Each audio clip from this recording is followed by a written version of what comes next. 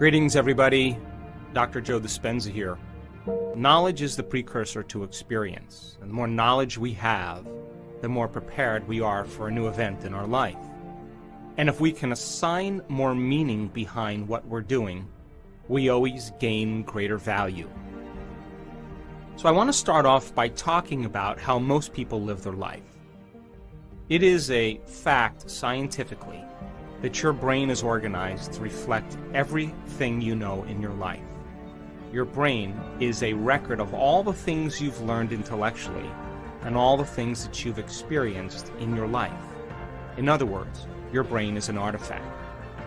Now, most people wake up in the morning and they think about their problems, they think about themselves, and they begin to anchor themselves into certain feelings and emotions that reaffirm their personality. And since those feelings and emotions are the end product of past experiences, because that's what emotions are, then people begin to ground themselves chemically into the past. So then they think neurologically within the circuits of their brain that are connected to the past, and they feel emotionally and chemically within the boundaries of those past experiences. And so then most people's personality or their state of being is defined by the past. And if thoughts are the language of the brain and feelings are the language of the body, then how most people are thinking neurologically and feeling chemically are causing them to function as a predictable self tied to the past. Now, we can call that, for the most part, our past-present reality. Because once we anchor consciousness into the brain and body and into a state of being, then we could say then our behaviors, choices, the experiences that await us, and how they are going to feel will become very predictable.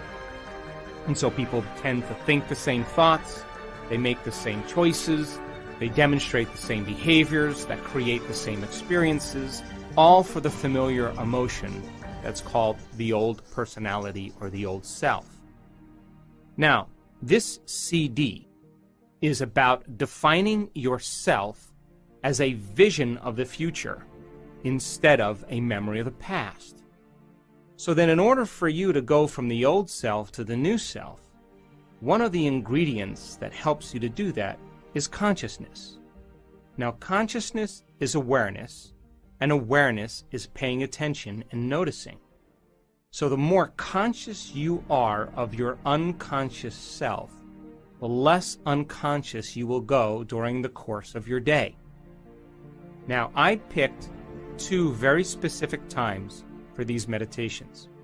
The first thing, when you wake up in the morning, I'm going to ask you to do the morning meditation, because your brain chemistry is changing from melatonin to serotonin, and along with that, your brain waves are changing from delta to theta to alpha to beta, from your subconscious to your conscious. The door to the subconscious mind opens in the morning.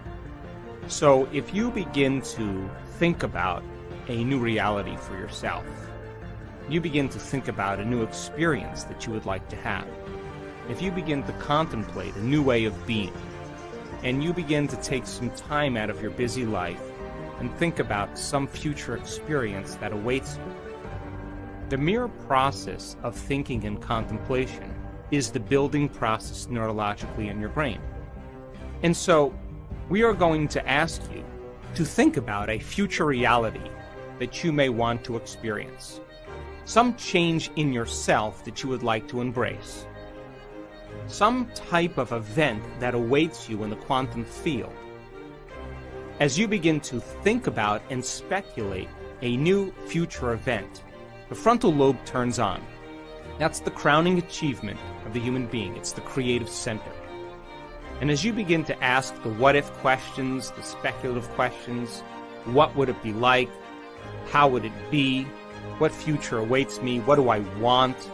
As you ask those frontal lobe questions, because the frontal lobe is connected to all other parts of the brain, like a great symphony leader, it begins to look out over the entire landscape of the brain and it begins to select different networks of neurons that are connected to the things you've learned intellectually and the things that you've experienced as an event in your life.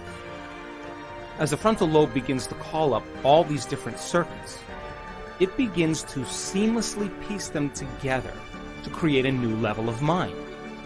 And as you begin to remind yourself of that future event, there'll come a moment when you'll get a vision or a symbol or a picture in your mind, and we would call that an intention. And as you begin to force your brain to fire in new sequences and new patterns and new combinations, you're beginning to reorganize the circuitry in your brain to begin to change the brain to look like that future event has already occurred. Now, your brain is no longer a record of the past. Now, in fact, it is a map to the future.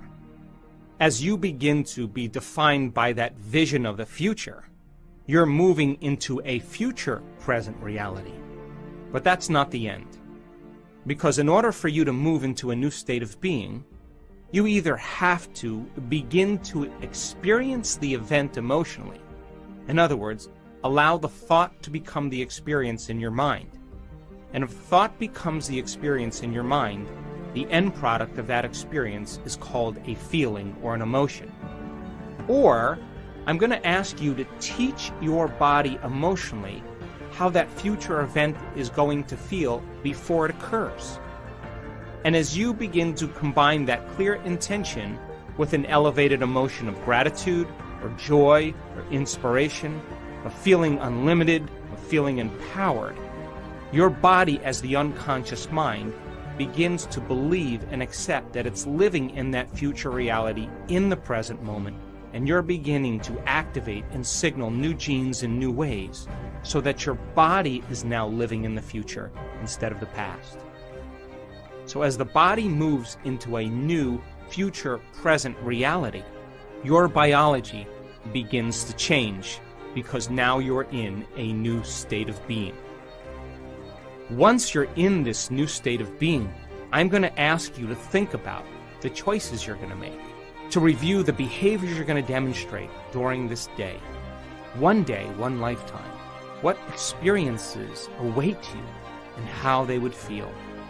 And as you begin to mentally rehearse what that future day is going to be like, the hardware program in your brain by repetition, nerve cells that fire together, wire together, begin to change into a software program.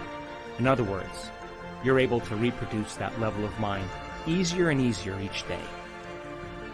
I'm also going to ask you from this elevated state of being to remind yourself who you no longer want to be, to become conscious of the choices you're not going to make in that day, because the hardest part about change is not making the same choices you did the day before.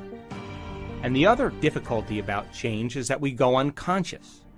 So then if you're conscious of the thoughts that you are not going to let slip by your awareness that causes you to return back to the old self, if you're aware of the choices you're not going to make in this day, if you are aware of the habits and behaviors that cause you to return back to the old personality that's connected to the old personal reality, in other words, no longer blaming or complaining or talking poorly about somebody, whatever it is, and then you think about the experiences you're going to stay away from and the emotions that bring you to a lower denominator, I'm asking you from an elevated state, because you're feeling differently, to look at the old self instead of looking at the old self from a lower denominator and a lower level. So that process of being conscious of your unconscious self, that simple process, allows you to stay aware. That process is very significant. At the end of the meditation, once you're clear of that, I'm going to ask you to remember that intention and begin to think about how you would feel if that event occurred. And as you begin to elevate your state, I'm going to ask you to broadcast that energy into the field. For whatever you broadcast into the field is your experiment with destiny. Then we will move back into that state of being one more time, and meditation will be over, and I'm going to ask you to get up as somebody else. The second meditation is a meditation for self-correction. We will already be moving into different brain waves as nighttime comes along. Your analytical mind will slow down, your brain chemistry will change, your brain waves will change slowly from beta to alpha. And so this will be a simple meditation for you to review how you did during the day. Now, I want you to do this meditation just before you fall asleep at night. I want you to sit up in your bed or sit up next to your bed, and I want you to go through the meditation, and when you finish the meditation, it would be best if you could just lay down and fall asleep. That way, you're programming your autonomic nervous system and your subconscious mind even further into your future. And because your brain chemistry is changing, because your brain is changing in its circadian rhythm from daylight to nighttime, you'll already naturally be surrendering into this. And I'm going to ask you to review how you did. What choices did you make? When did you fall from grace? When did you go unconscious? How could you do something better if you had another opportunity? And then I'm going to ask you to put yourself back into that situation and rehearse a better way of being. What piece of knowledge could you use as a precursor to produce a better experience? What piece of knowledge could you apply in this event so that you can begin to change an outcome? And as you begin to rehearse a better way of being, you're beginning to activate and prime the brain further and refine it into the future instead of the past. This is how we self-correct. In other words, if you saw yourself giving a public lecture, and when you watched yourself doing it, you were touching your face or sticking your finger in your ear, if you observed that, I guarantee you the next time you spoke in public, you would refine your behaviors. So that process then of going from the old self to the new self and observing how we did then allows us to self-correct and begin to reorganize the mind into the future instead of the past. And then I'll ask you to think about how you would feel if you were able to accomplish it in a better way.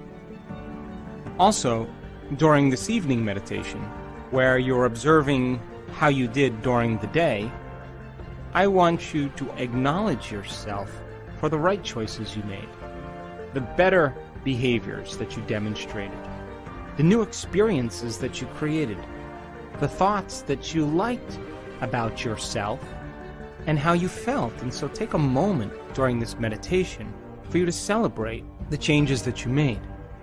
And that should begin to become the foundation of your future self. And then I'm going to ask you to surrender the whole process to a greater mind and allow your autonomic nervous system to begin to program your brain and body into a new destiny as you fall asleep. And the brain will consolidate those circuits neurologically so that your brain is now further installing the hardware into the future.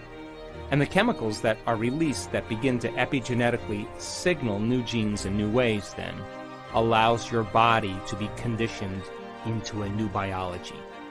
The process is simple, and it's a great way for you to move from the old self to the new self. So I selected these times with the intention of you having the door open so you can begin to program your subconscious mind to work for you instead of against.